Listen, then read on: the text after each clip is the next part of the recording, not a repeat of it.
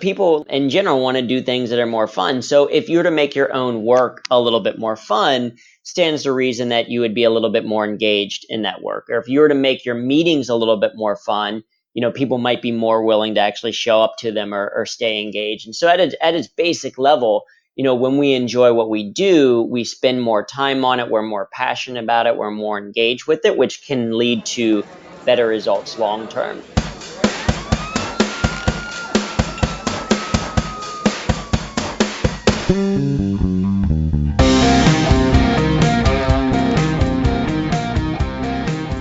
Hello, folks, and welcome. Today, I am thrilled to be joined by Andrew Tarvin in the Mastermind. Andrew is the world's first humor engineer, teaching people how to get better results while having more fun. He is the founder of Humor That Works, author of 3 best-selling books, and a speaker who has delivered more than 500 talks to over 35,000 people. Combining his background as a project manager at Procter & Gamble with his experience as a stand-up comedian, Drew reverse engineers the skill of humor in a way that is practical, actionable, and gets results in the workplace. He has been featured in the Wall Street Journal, Forbes, and Fast Company, and his TEDx talk has been viewed more than 4 million times. Drew, welcome to the show, my friend. Yeah, well, thank you for having me. I'm happy to be here. Yeah, I think that you've got a fascinating journey and a really cool topic of expertise that I haven't heard anybody else talking about. So I think we've got a great conversation ahead of us. But just to kick things off, how did you get into this space? So I mentioned in the intro, you were a project manager at P&G and a stand-up comedian. But when did you realize that there might be an opportunity to marry those two worlds? Right. Well, I think that's a question that sometimes people have because my, made-up job title is humor engineer. And some people are like, isn't that an oxymoron? Or they found out that they find out that I do comedy and they're like, what's your background? I'm like, computer science. And they're like, that doesn't make sense, right? But actually there are some similarities. So my background is that I am very much an engineer, have always been an engineer, someone who has been obsessed with efficiency ever since I can remember, really since before I can remember, because I was born 3 weeks early. So even in the womb, I was like, I'm ready to do this. Let's go, Mom. Stop wasting time exactly. We've got stuff to do. So I went to the Ohio State University, got a degree in computer science and engineering. And then after I graduated, started working at Procter & Gamble as an IT project manager. And along the way, was always efficient with computers, always understood computers, was great with project plans and spreadsheets and all of that. And I was not as good with humans, with the people side of things. But I started doing improv and stand-up in college at Ohio State. My best friend wanted to start an improv comedy group, needed people, and forced me to join. And I started to realize over time that the same skills that were making me effective as an improviser and as a stand-up comedian were actually some of the same exact skills that I needed to be effective in the workplace. And so I started exploring that intersection of, humor in the workplace, improv in business, happiness and productivity, and realized that I was getting better results because of it. So what is it about humor in the work environment that helps people get better results, or helped you when you were just getting started kind of learning those things? Yeah, I think there's a couple of things. Like the first at its most basic level is here's a dumb question for you, but still kind of want an answer. But would you rather do something that is fun or not fun? Yeah, definitely not fun. No, I would lean towards the fun side for sure. Yeah, right. So people in general want to do things that are more fun. So if you were to make your own work a little bit more fun, stands to reason that you would be a little bit more engaged in that work. Or if you were to make your meetings a little bit more fun, people might be more willing to actually show up to them or stay engaged. And so at its basic level, when we enjoy what we do, we spend more time on it. We're more passionate about it. We're more engaged with it, which can lead to better results long term. And that's where it started kind of for me. Was I remember being in a meeting at P&G pretty early on in my career, and it was one of those like just terribly boring meetings. It's like, you're sitting there and you'd rather watch paint dry or It's a boring meeting when you're like, man, I wish I could be doing email right now. Like no other setting are you like, I want to do email, but you're like, I wish I was doing email here. And the problem, of course, was that I was the one leading the meeting. And so it's like, all right, if I'm bored while talking, they have to be bored while listening. And so I started to find ways like, okay, how can I make meetings more fun for myself? How can I incorporate a little bit of improv and teach some improv to, my team members? And I remember reading kind of recently at that time that Hitchcock is in every single one of his films, like in the background or silhouettes. So then I was like, maybe I can be in every single one of my presentations. So I started adding images of myself in each presentation, finding ways, whether it was connected to a story from childhood or, it's just my silhouette, against a graph, whatever it was just a fun way for me to get engaged. And what I found is as I did that more and more, people were more willing to come to my meetings. They were more engaged in the meetings themselves, and they kind of played along with the like, oh, okay, where is he going to be in this presentation? And so based on that, what was that the positive result you're looking for, I'm assuming, that kicked this whole thing off, this revolution? Yeah, a little bit. It was enough that, it made the work more fun for me. And the fact that people seemed to resonate with it just kind of encouraged that. And the real kind of benefit was, or the real kind of change was, as I was doing that more and more, I decided to proclaim myself the corporate humorist of P&G. Internally at P&G, I got, business cards made. I started an internal blog. And I assumed that eventually someone would stop me, like someone from HR or legal would come up and be like, hey, you can't just create your own job title. But no one ever did, right? People started referring to me as the corporate humorist internally at P&G. And that's where I started to learn. I know that a lot of listeners here are entrepreneurial in spirit, and maybe they have their own business, or you can also be an entrepreneur within an organization. And so it allowed me this kind of autonomy and gave me brand recognition and credibility within the organization. And from that, I started to explore more and more the idea of humor in the workplace. And I wrote blog posts about, at P&G, there's this model of this 5E model of leadership, all the things that you do to be an effective leader. So I wrote a 5F model of unleadership, of all the things that people are doing that demotivate people. And just kind of that sense of play and fun got me more engaged in the work and created a personal brand for myself. And I feel like the other piece of it too is using the example of being bored in your own meeting and what you're actually talking about, how you're presenting. Once you change up what you're putting in and what you're putting out, people begin to reflect that from my experience. So, for example, if you're just super bored in a meeting would be a good one where everybody else isn't going to be engaged if you're not. But if you come in to the office and you're very happy, energetic, people reflect the emotion that you're putting out. And you can see it in any conversation that you have. If you're in a crappy mood and you're all bummed out and, it's raining out and you're just reflecting on the negatives and pessimistic, people reflect that back to you. So did you see that was a part of it too, where as you're putting out this more energetic, fun, humorous attitude, people are reflecting that back to you?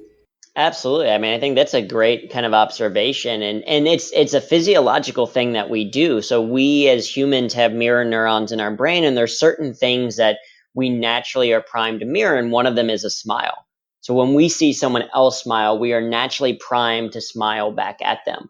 And so exactly right. Like, moods, they've done studies where moods like kind of ripple through an entire organization or entire group of friend groups. So if you can be that kind of positive and enjoyment, like, hey, I'm excited about this, I'm passionate about this, it can absolutely engage an audience. And that's why, one of the strategies that we talk about in terms of, say, using humor as a way to get better results in, say, a meeting, is if you can connect whatever it is that you're talking about to something that you're passionate about.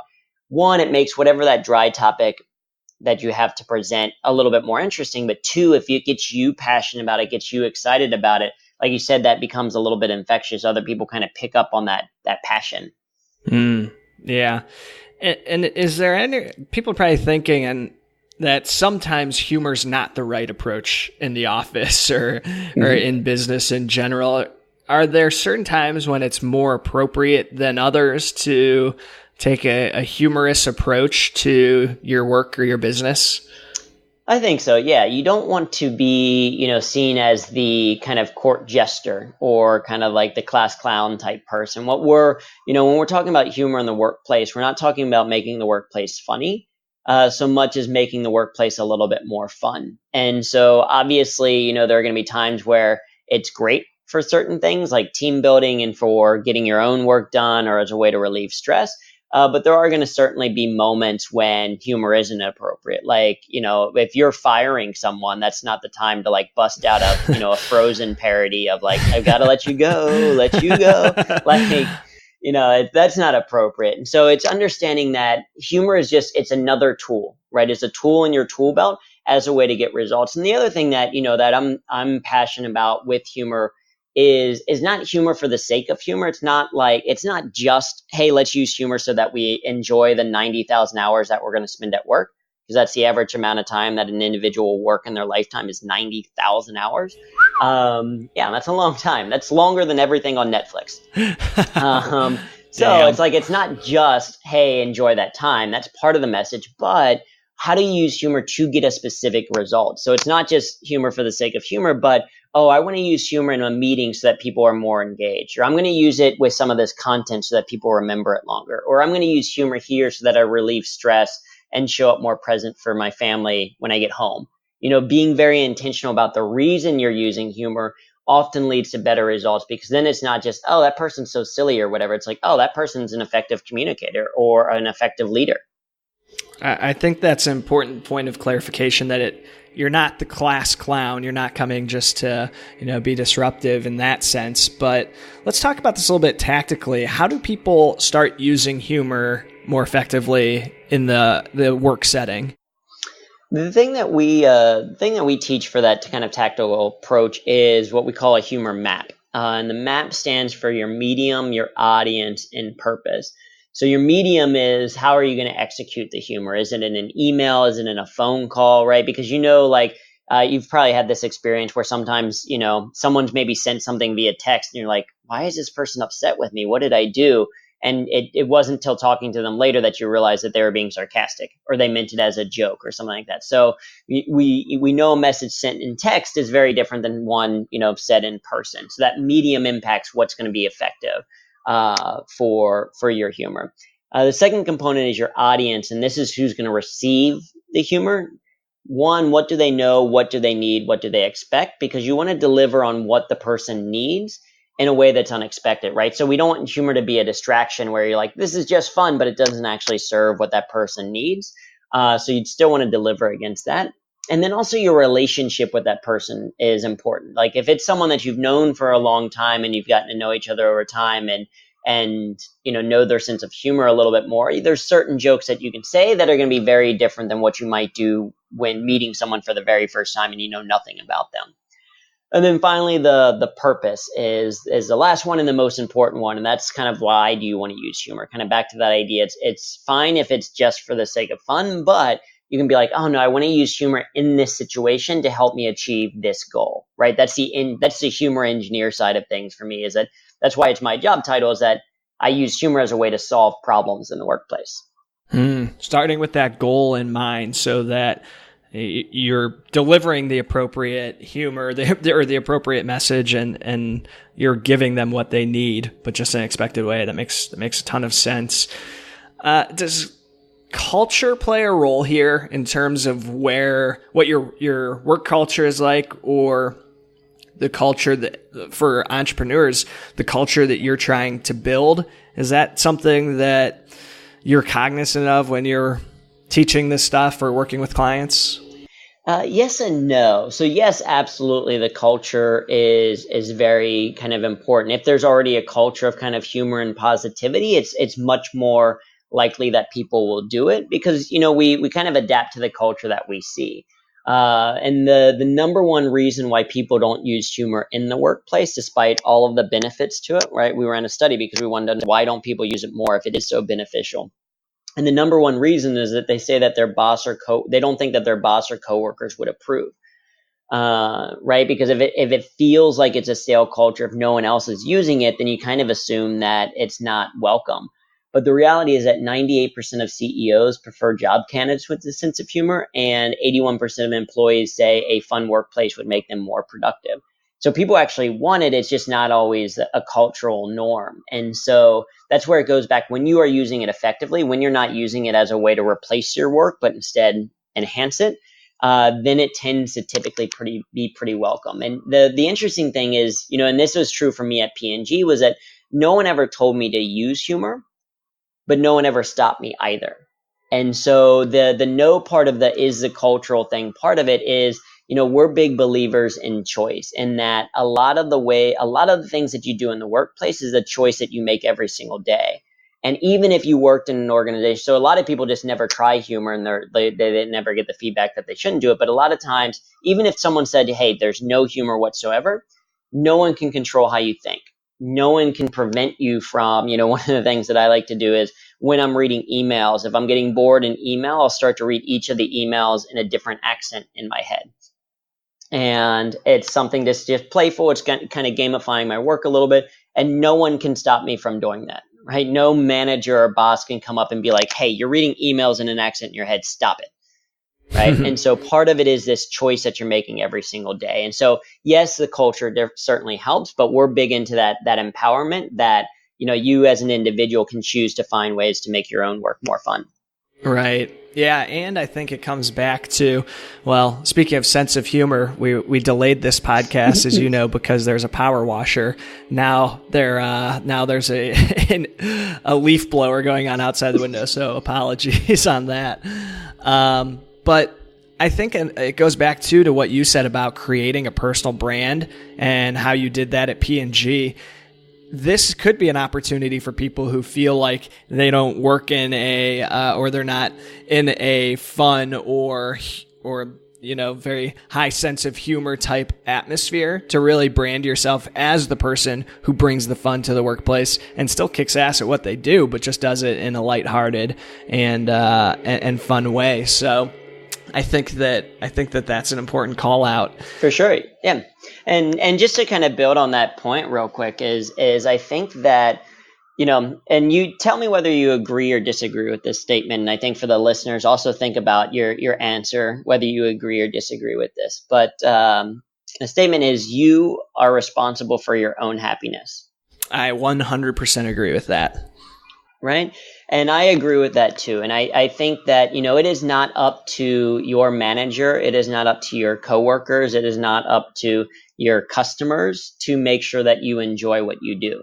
Now, hopefully they don't detract from it. Hopefully they don't make it harder, but it's not their responsibility to make sure that it's you're having a good time. That's entirely up to you. It's your responsibility. You can't control it necessarily, but you are responsible for it. So that means that if you work on a project that you don't particularly enjoy, you are responsible for either changing it or changing how you enjoy it. If you work at an organization that you dread going into every single weekend, your weekend is ruined because you're thinking about Monday morning, you're responsible for changing that. And so that may not mean, quit your job, start something new. It could mean that if that's what you want to do. It could also just mean changing your perspective or finding ways to make things a little bit more fun, right? So I do think that, people can be that initial change. And if they try it and, they get pushback or feedback that it's not working, then one, improve how you're doing it. And then two, potentially look somewhere else. I do some work every now and then with coaching people in job search or job transition.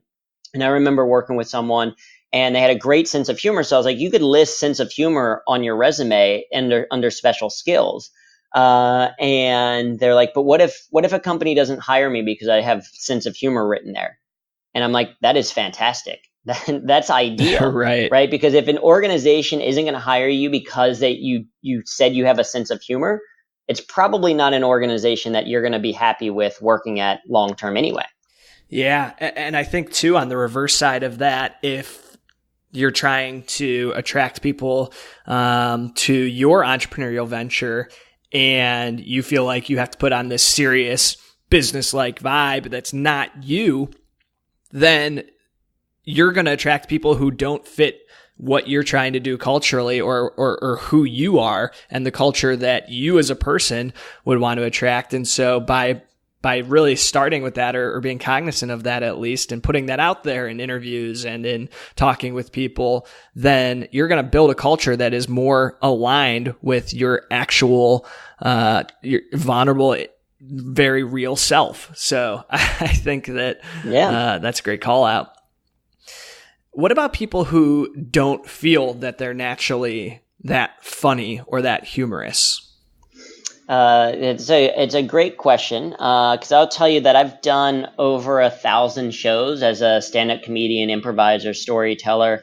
I've spoken or performed in all 50 states in 25 countries now, I think, on one planet, this one. But when I went to my high school reunion a few years ago and people found out that I did comedy, they're like, but you're not funny. Right? And so I'm a big believer that humor is a skill, which means it can be learned. And so that's what we do in our programs is we teach there's an art and science to humor. And so you can learn the science piece of it. You can learn things like comedic structure about, putting the funny at the end.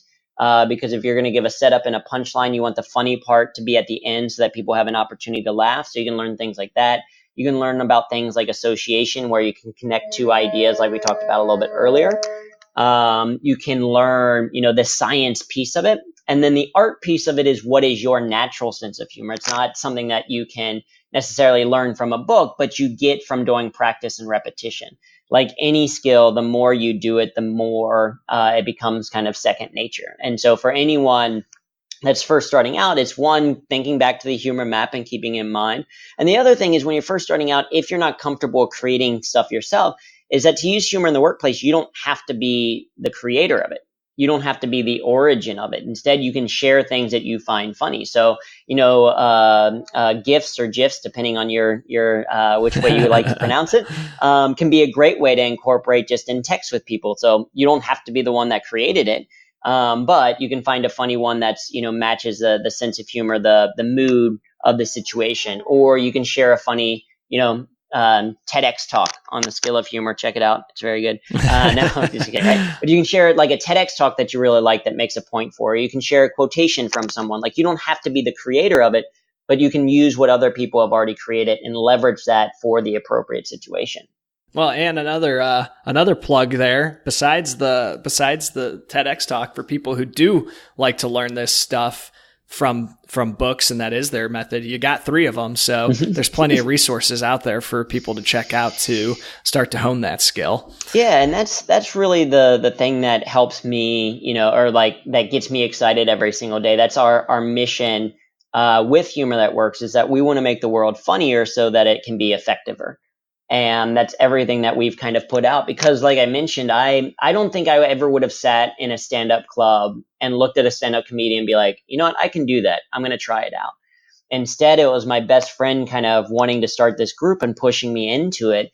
And so now I feel proud that I can work with organizations and work with individuals who never necessarily would raise their hand and say, oh, I'm a hilarious person, but I can help them that they can be, that they can get, funnier, they can find more humor. And because to be able to make people to laugh, to be able to enjoy what you do, to make things a little bit more fun is incredibly empowering. And so, that's a big part of our mission statement, is whether it's free resources on the website or the books that have come out or the podcasts that we do, it's all about how do we empower individuals so that, they can have more fun and get better results. Yeah, I love that. I love that mission. And so I want to talk a little bit too about your journey, because you talked about how you started building this personal brand at P&G, and really implementing that in the workplace there. And that's where you honed this idea. But how did this become your entrepreneurial venture and something that you began to pursue full time? Yeah, I wish I could have that cool, super amazing story where I was like, one day I was in the office and just completely kind of fed up, and I left in a nice huff and, started it, and everything was magical right away. But I'm an engineer. I'm a project manager by background. I'm relatively risk adverse. And so it's maybe a boring, not as exciting story, but more kind of actionable, practical story of, I was doing the work as a corporate humorist. I was still doing the project management role, right? But the corporate humorist stuff at P&G was this in addition, but I fell in love with that work. I realized this is what I wanted to do. And so I created a project plan called Operation Leave Corporate America. And it was basically a list of all the things that I needed to accomplish before I felt comfortable leaving P&G. And part of that was, at P&G, within branding, they talk about this idea of reason to believe. What's your reason to believe that you can be successful, or that this product will be successful? And so it was basically a list of reasons to believe. So I started a Humor That Works part-time just as a blog, because I was like, if this is working internally at P&G, maybe other places will like it as well. And if I wanted to do this as a business, what do I need? Well, I know I need a website. I know I need, testimonials. I know I need to do external events outside of P&G. I know I need probably some images of me doing it, maybe some video. I know I need to prove to myself that I can make money from it. So I need to make X number of dollars from some of these different events. I need to know that I can actually do this work on my own. So I would take all right, let me take a week of vacation, and rather than going somewhere, let me work on for a week, work on my business. So it's very much kind of it didn't really exist as a mentality as much back then, but it's the side hustle mentality now. Started out first as a side hustle, and then build it into something that was big enough as as the main hustle. And so once I checked off all those things off my list, which took 2.5 years, once I checked all those things off, including having a year of savings, where I was like, all right, if I eat, ramen noodles and dollar pizza every day in New York, and, live with roommates and all of that kind of stuff, I can live a year, without making any money. That way I have a year. And if it fails miserably, then, within that year, I can find another job. So I checked off of all those things, and that was, I left P&G 7 years ago, and haven't looked back. So it's been pretty exciting, but it was like I said, a transition and maybe a boring approach, but a very practical one. Yeah, no, that's an incredible story, because I like that you shared the practicality of how you approached it with, because I think that one thing that as entrepreneurship has gotten more popular over the last couple of years, we get this issue, especially in places like podcasts and the Shark Tank culture, where you see these crazy stories, and that's what's highlighted. And it's really the sexy stuff that bubbles to the top, or the survivor bias, where we only hear about those types of stories so often, not the actual practical approach to these things. And a lot of our listeners are working in a job that serves them well right now, like I'm sure P&G did for you. They just know that deep down there's more that they have to offer this world, and they want to do some bigger and better things, but they're not ready just to walk away from that and to use the proverbial jumping off the cliff and build the wings or the parachute on the way down. That doesn't fit a lot of the time. And so I really appreciate you sharing your journey. Yeah. And I think the other thing that really helped me is once I had the plan, once I had that Operation Leave Corporate America as an idea, it made going into work easier. Because sometimes we get passionate about something, and then it's like, but I just want to be doing this thing full time. But the fact that I had a plan in place meant that P&G wasn't forever. It didn't have a hard, fast date, but I knew that it wasn't forever. And it was, okay, this P&G is serving me because I'm able to save some money. It's, P&G on the resume is fantastic. I'm learning a lot. I'm still doing internal stuff, still doing really good work, so that, P&G has been a client since I've left. And that's been through conversations or relationships that I had when I was still there. And it just made work going in easier, because then it was like when it was a stressful day, I could remind myself, oh, right, yeah, this isn't the next 40 years of my life. This is just until I do these things, and it's serving this specific purpose. And I think when we can connect whatever it is that we do, because the same thing is once you leave P&G, because sometimes people chase the money as entrepreneurs. They're like, okay, what is an industry that needs disruption, and how can I come in and, I can make a lot of money that way. If it's just money, that can be demotivating at times. But when you can find whatever it is that you're doing and connect it to the larger purpose of what you want to do, it makes the work so much easier, because even when it is hard, you can be like, all right, but I'm doing this in service of this greater goal. That's an excellent point. And I think you're so right that when you have that mentality, that you can start looking at where you're at, not as this drag of or waste of a time or, your daily commute into your death sentence, but you can start looking around and say, okay, this is a means to an end. And also, what can I take from this job or this opportunity with what I'm doing currently that will serve me down the road? And that might just be that what you're doing now is funding your dream. You're putting away a portion of your paycheck that's going to ultimately help you start that business. But a lot of times, and what I recommend is people see what skills they can acquire while getting paid for it that are going to help you down the road. And for me, for instance, that was moving into a more sales driven role, because I know that sales is going to be very important as I grow businesses down the road. So I think you bring up some really, really valid points there. Yeah, and I think you're exactly spot on. I think Mark Cuban, who is on Shark Tank and owns the Dallas Mavs and billionaire, all that kind of stuff. He very much says that of like, get paid to learn. Yeah, if you're in a role, take on assignments that are going to help you build that skill set a little bit later. And if you can bring in what that outside passion is into the workplace. It was tremendously valuable for me to be able to test things at P&G with very smart people. Like, they didn't pay me addition for, me leading a workshop internally, but I got feedback, I got reps from it, I got experience from it. So I completely agree. Is when you can, try to find a way to either practice the skill set that you want to, or get paid to learn something that's going to help you going forward. Mm-hmm. So Drew, another question I have for you is, if you could go back in time and talk to your younger self, maybe when you were leaving Ohio State or earlier on in your career at P&G, maybe just if you could tell me what point in time you would go back and speak to yourself, and if there's one piece of advice that you could give to yourself at that point, what that might be.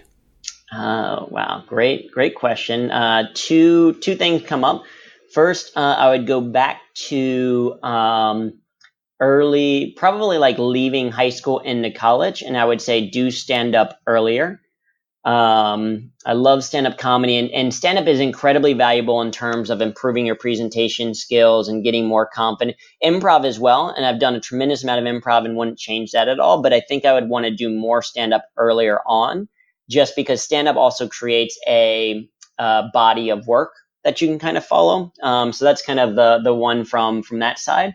But probably more accurately is, as I was building out Humor That Works and transitioning from just, the internal corporate humorist so this is 2009, starting Humor That Works as an external blog, is I would tell myself to better connect to the benefits of humor earlier on. So, one of the disadvantages of humor in the workplace is that no one cares about it, right? There's maybe 1,000 global monthly searches for the phrase humor in the workplace. But what they do search for, things like communication skills or leadership skills or relieving stress or improving, creativity, all these things that humor can help, provide, is people search for a tremendous amount. There's thousands, hundreds of thousands, if not millions of searches for each of those things. And so it would help me earlier on if I better connect it, humor as a how, not what people do, but how they do them. And that it is a feature almost, and the benefit is that they gain X, Y, or Z, these problems that they solve. It took me a long time to realize that. And so, when I first started out, the sales pitch for it was much, much harder, because people were like, yeah, if we ever need humor in the workplace, we'll call you. But that never comes up in a meeting, hardly ever, that people are like, oh, we need that. No, there's more pressing issues of like, oh man, communication is tough. And so that level of clarity for being able to communicate, I think would have helped a lot early on. Yeah, I think there's definitely a lesson to learn for all of us there of really understanding what needs you're helping your target customers solve.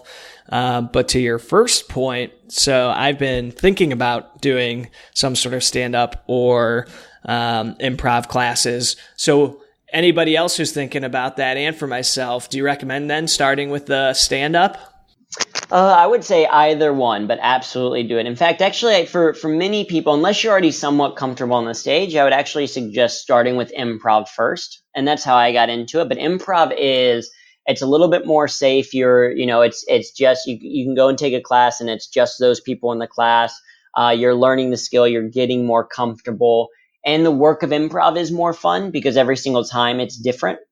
And there's tremendous life skills in improv. In fact, one of the most popular posts on our blog is 10 life lessons from improv because of the application of it. And if I could give a recommendation to educators or whatever, is that every student I think should take an improv class at some point. Tremendously valuable life skills that you can learn. And then stand up, anyone that's kind of had an inkling to do stand up, I'll also encourage that because it definitely makes you a stronger presenter. It gives you a new appreciation for the art form that is comedy. It can be a lot of fun. It's so rewarding getting a laugh from something that you thought of. In fact, so I go with a number of speakers and other people, and some of the coaching that we do with senior executives ends with them doing stand-up comedy because it can be incredibly valuable. And we have a couple of resources on the website, and we're trying to build out more. So if people are kind of want to take an improv class or kind of want to do stand-up, more than happy to kind of answer questions to try to encourage people to do that because I think it's so much fun to do and incredibly valuable as a skill set to build. Nice. So what is the website and where can people learn more about you, Drew, if they're interested in learning more about this topic and checking out what you're up to?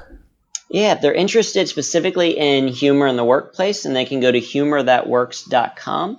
On that, we have plenty of free resources through the blog. We have a monthly newsletter. We have a book that just came out recently. So if people are kind of more into the reading side of things, they can check that out. An online course, and then we also offer workshops and coaching, consulting, all that stuff is at Humor That Works, but plenty of free resources. If people want to connect with me, either with questions or just kind of to follow along, or they love puns because I love tweeting out puns, then they can follow me at Drew Tarvin. So that's DREWTARV as in Victor IN. And that's across all social media. So Instagram, Facebook, Twitter, LinkedIn. After an interview recently, I realized I still have a MySpace page. So there you go. If MySpace is what you're into, Drew Tarvin from MySpace as well. But yeah, if people reach out, more than happy to give any type of recommendations or resources that I can. Nice. Well, it's now my life goal to become one of your top 5 or top 10 friends, whatever they had on MySpace. Right, yeah. Drew, thanks so much for stopping by today. This has been a really insightful conversation and really cool just to think about humor in a different way and how we can leverage that for success and more effective communication. So much appreciated. Thanks for stopping by. Absolutely. Thank you for having me.